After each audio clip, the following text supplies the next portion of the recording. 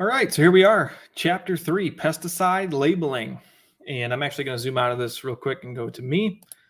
This is something that you're really only going to see if you watch this. But I'll try and do my best to explain it. So pesticide labeling is a very critical thing to understand. And also it's really critical as a business owner or an operator that you have your labels on hand just in case you need them for some sort of emergency.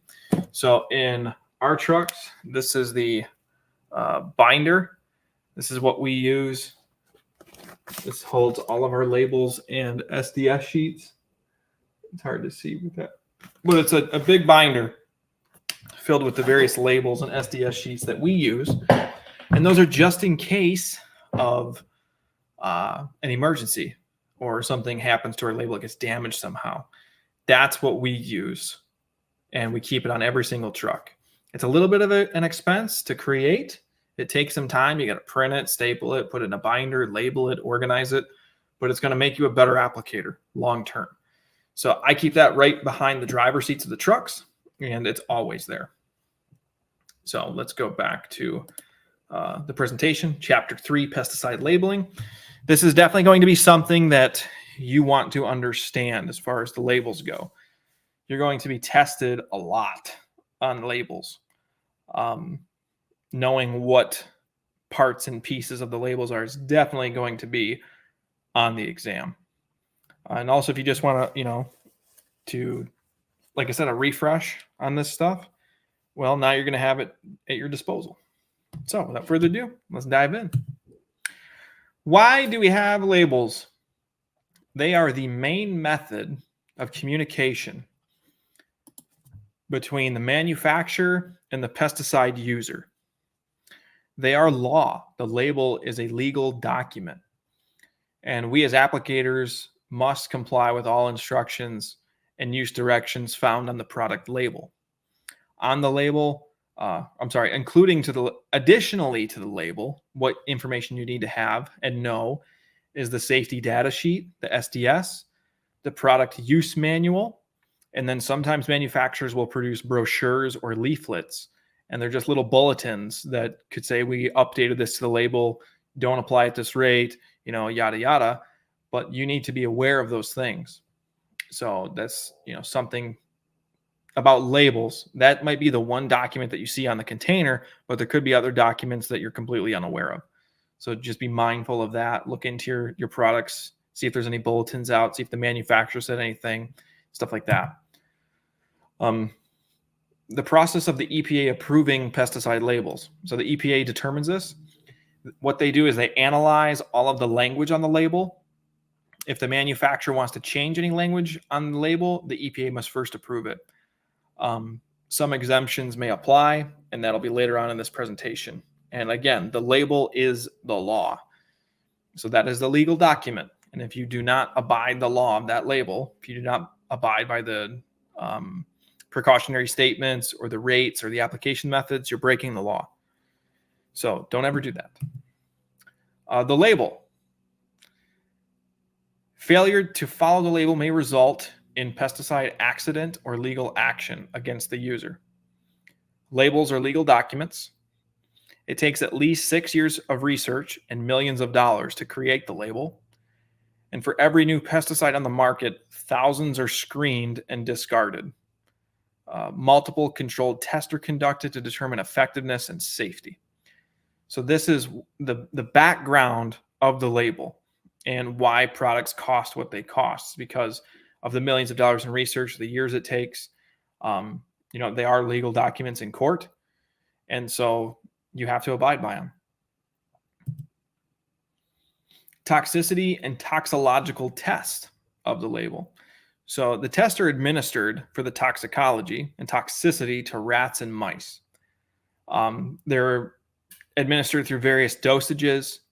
There's newer models to test this that use mathematical models instead of involving animals, because now that we have certain types of pesticides and all this data behind them, we can make algorithms that say this is going to be XYZ toxic because of what we know from previous testing.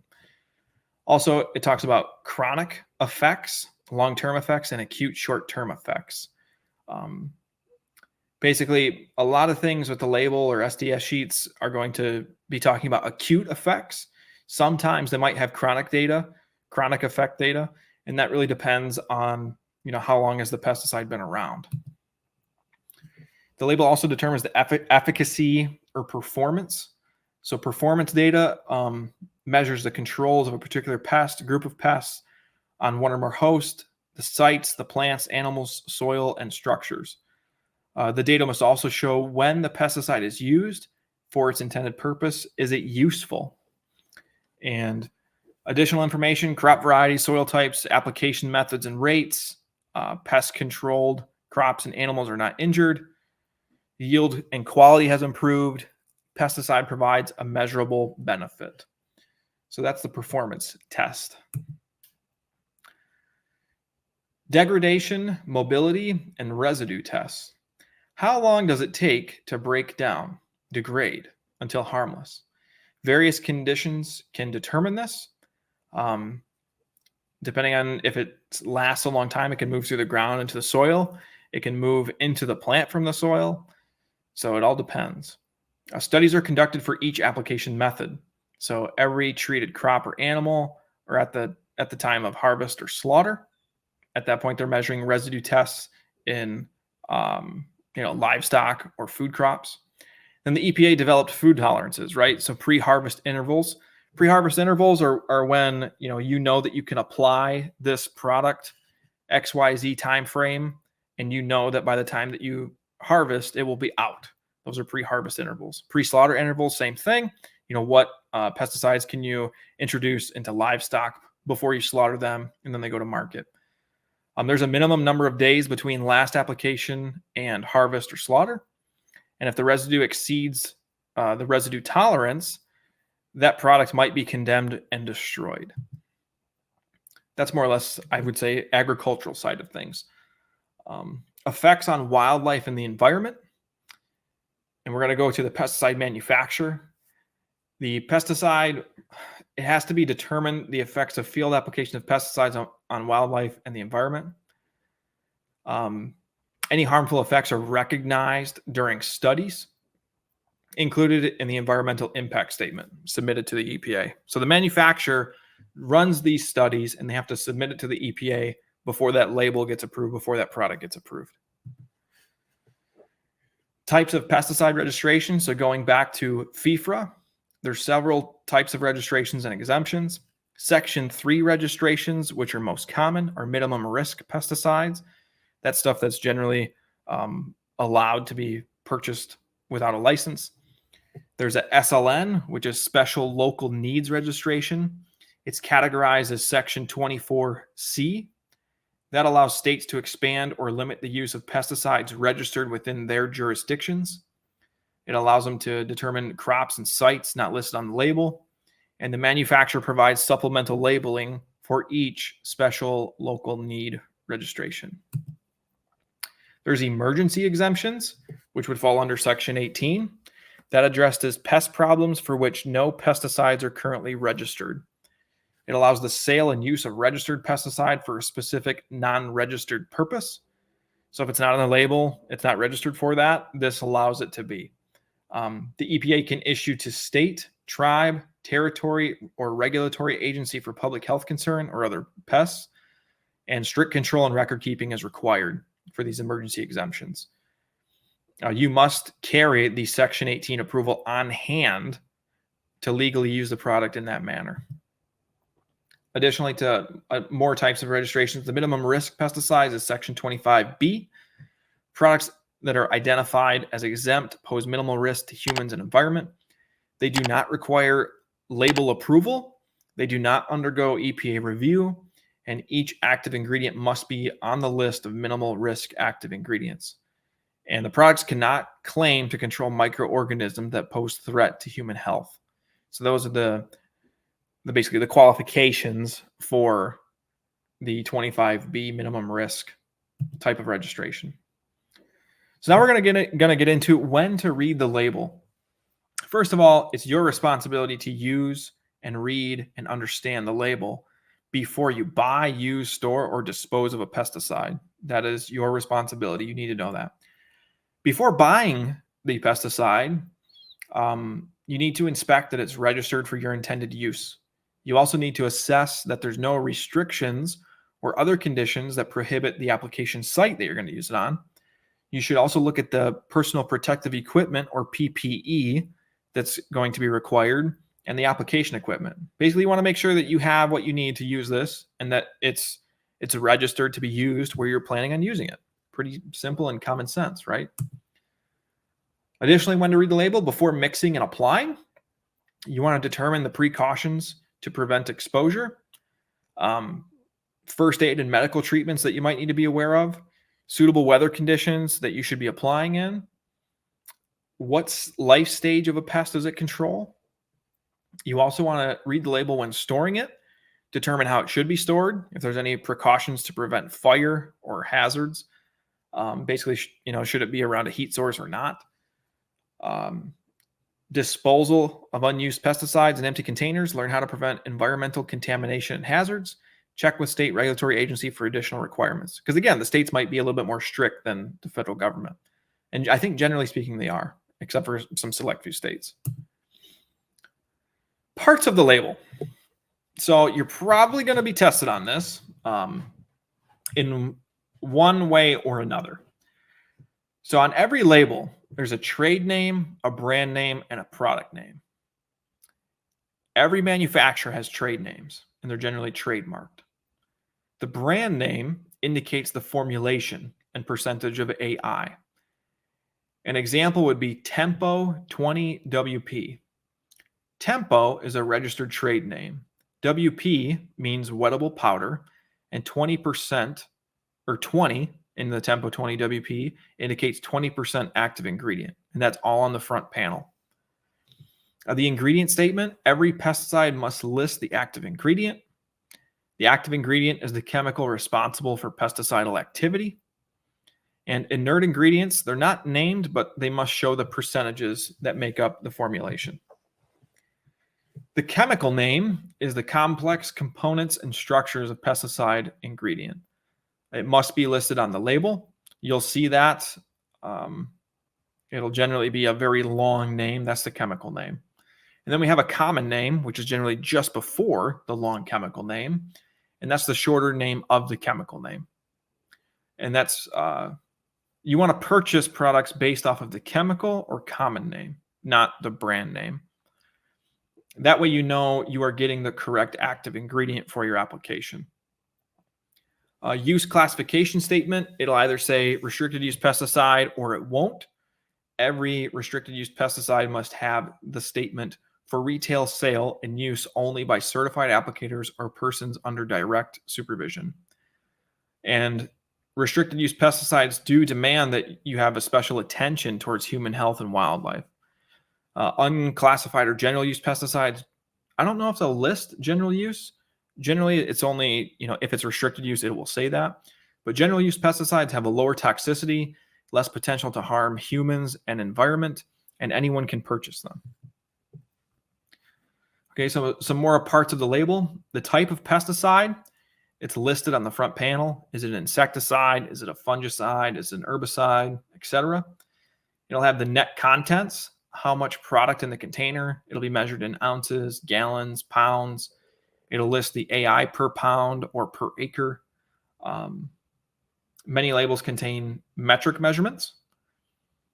It'll also contain the name and address of the manufacturer, emergency phone numbers.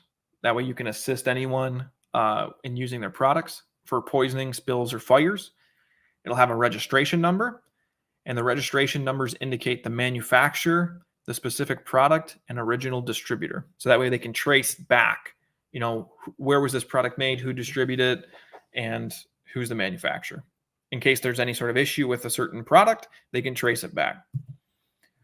Additionally, there's an establishment number. When was the product established? Signal words and symbols. You'll see caution, warning, danger, poison, skull and crossbones. And that is basically going to indicate to you how toxic this is. Danger and poison will always have skull and crossbones. It's highly toxic by any route of entry, and poison must be in red, and it can cause death in very low doses. Danger is highly toxic by at least one route of entry. It can cause, some can cause severe eye damage or skin irritation. Warning is moderately toxic with either oral, dermal, or inhalation, and it can cause moderate eye and skin irritation. And then last of the signal words that we have is caution. Caution is slightly toxic through oral, dermal, or inhalation, and it can cause slight eye and skin irritation. There's also going to be precautionary statements that are on the label. These precautionary statements sometimes listed under hazards to human and domestic animals, precautions to take for yourself, people, and animals from pesticide exposure. You always want to check this because these are additional statements that you might need to inform your client of. There'll be a route of entry statement, which indicates which routes are particularly hazardous to human health. For example, danger, may be fatal if swallowed. Danger, corrosive, causes eye damage and severe skin burns. Those are considered route of entry statements. So you want to pay attention to those. Then there's specific action statements, which usually comes right after the route of entry statement. And these will be something like, do not breathe vapors, do not get on skin. And they're directly related to the toxicity and route of entry. So as you can see, this label is kind of like laying out a general form that will be on every single label, and it's the roadmap of what you need to know. What is the product? How is it used? How toxic is it? How do we protect ourselves, etc. The next part after this will be the protective clothing and equipment statement. And products vary widely in what PPE is required. Basic guidelines, the very basic PPE that's required by law is closed-toed shoes or boots, pants, long sleeves, and gloves. The label dictates what PPE is required, so you always want to consult the label. Don't just rely on that basic guideline because some products might require respirators, they might require aprons, they might require a certain thickness of gloves. There's a lot. And remember, the label is the law, so you have to follow that. There could be other precautionary statements. They're generally self-explanatory statements like wear clean clothes, wash contaminated clothing before reuse, do not allow children or domestic animals to enter the treated area, right? Pretty self-explanatory. Additionally, we have first aid statements. This is going to list the emergency treatment in case of a poisoning. All danger labels, some warning, and caution labels contain a note to the physician describing treatment for poisoning. This is basically so that way, in case there is a poisoning, the medical professionals have what they need right then. And so going back to the very beginning, when I showed you that book that we carry in our trucks, you always want to have the label ready in case of an emergency. There's also going to be an environmental hazard statement. Look for a special warning statement concerning environment. You're going to potentially have a special toxicity statement, highly toxic to bees, extremely toxic to aquatic life. This product is toxic to birds or other wildlife, etc. Toxic to bees, you're going to find that on every single neonicotinoid product out there. Extremely toxic to aquatic life could be herbicides, could be insecticides. I know products like bifenthrin, they are pretty toxic to aquatic life, and anything that's in the synthetic pyrethroid category, they're going to list that. Continuing, we're going to have general environmental statements. These are reminders, common sense procedures to avoid contaminating the environment. Sometimes follow specific toxicity statement. We're going to have physical and chemical hazards. Is it flammable? Is it corrosive? There's going to be agricultural use requirements. These are going to be on the label of products covered by EPA Workers Protection Standard, and it's intended to protect agricultural workers. Even though you might be out in the field and you might not be in an agriculture setting, you probably still are going to fall into that because remember, the Worker Protection Standard, anybody out there that's applying pesticides for money and agriculture purposes has to comply with the Workers Protection Standard. You're also going to have restricted entry intervals, otherwise known as REI. This specifies how much time must pass between application and re-entry of unprotected workers into a treated area. If no REI is present, all persons should wait until sprays have dried or dusts have settled before re-entering the area. Again, it's very common sense, right? If the product is dry, it should be relatively safe to enter the area because now that pesticide is not in a liquid form.